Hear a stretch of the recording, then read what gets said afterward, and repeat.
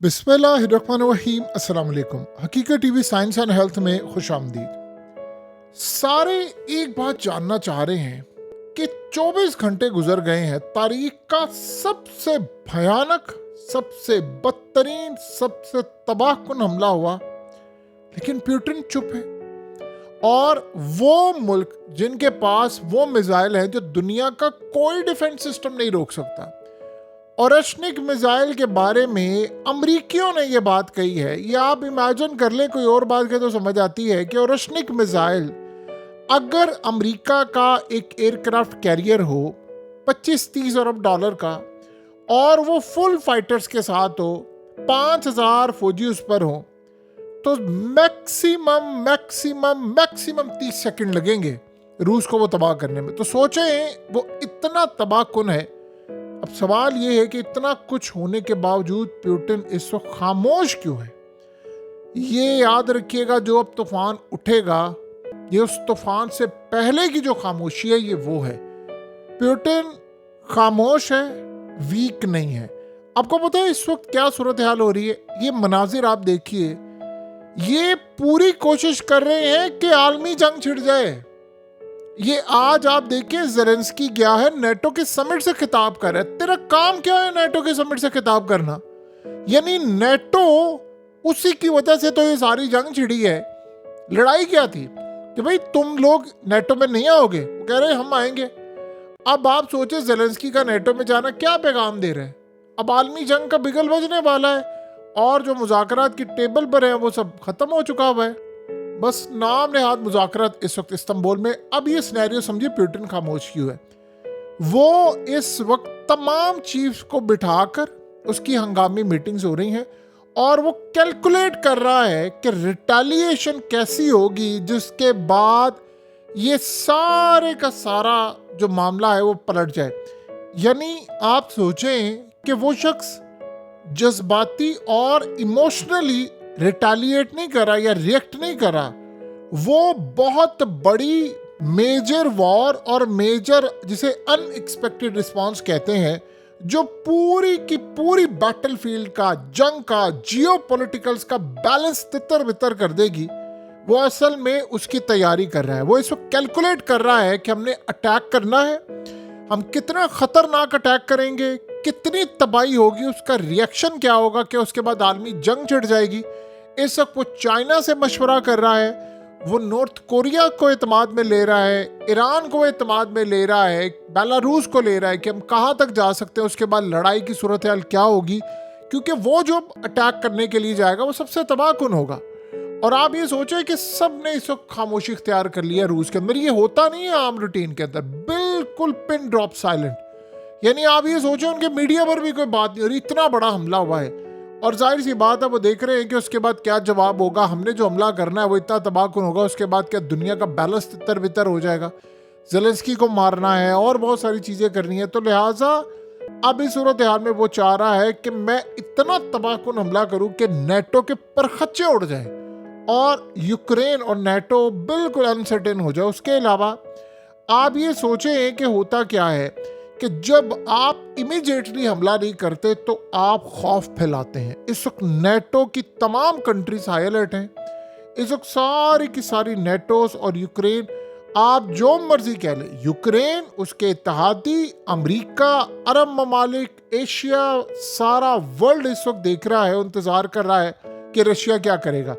क्या वो नेटो के लॉजिस्टिक हब को उड़ाएगा, साइबर अटैक करेगा पूरे यूरोप पर, यूरोप के इंफ्रास्ट्रक्चर पर करेगा, वो यूक्रेन को उड़ाएगा, यानी कहाँ पर टारगेट करेगा। और ये जो खामोशी है ये ज़्यादा तबाहकुन इस वक्त हो रही, क्योंकि किसी को समझ नहीं आ रही।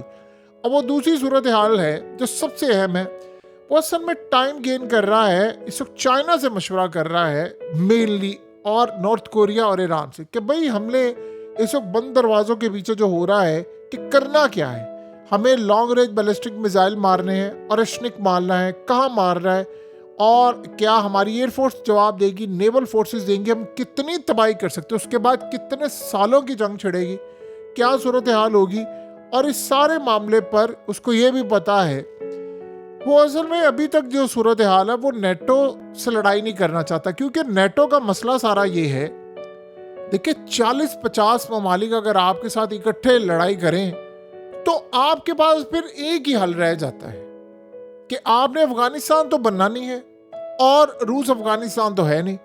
वो फिर आपके पास एक ही हल है कि भाई ठीक है मैं न्यूक्लियर मारने लगा हूँ, फिर ठीक है अब सारे तबाह होंगे। तो जब सारा वर्ल्ड तबाह हो जाएगा तो सूरत हाल में नेटो की जो इंटरवेंशन है उसमें तो जाहिर सी बात है फिर सिविलियन है, फिर तो करोड़ों लोग मारे जाएंगे। तो प्यूटन इस वक्त देख रहा है कि मैं ऐसा हमला कर जाऊं जिससे, क्योंकि बज़ाहिरी हमला और अटैक, याद रखिएगा ज़ेलेंस्की की तस्वीर जो वो जर्नैल से मिलकर उसको गले लगा रहा है ये बता रहा है कि यूक्रेन ने किया। आप जो मर्जी कह ले कि नेटो के ममालिक शामिल थे, उन्होंने हरकत की है, उन्होंने मिलकर किया है, लेकिन बज़ाहिर तो यूक्रेन ने काम किया है ना।